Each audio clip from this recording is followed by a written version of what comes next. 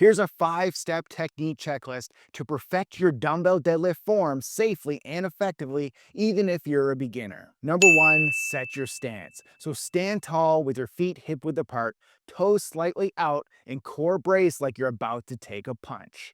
Number 2, position the dumbbells. If you're just starting out, hold the dumbbells at your sides for better balance. But if you want more glute and hamstring activation, hold them in front of your thighs. Number 3, hinge, don't squat.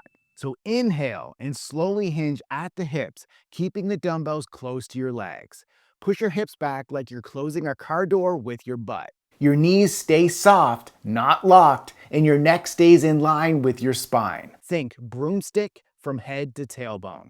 Lower just past your knees with a flat back, chest up, and core tight. Number 4, drive up with power. Keep that strong back position, drive through your heels, and return to standing tall. Number 5, finish with control. At the top, squeeze your glutes like you're cracking a walnut and retract your shoulder blades to activate your upper back. If you want to see real results in the gym, it's time to stop doing random workouts and start following a structured plan. Try my workout app free for 7 days.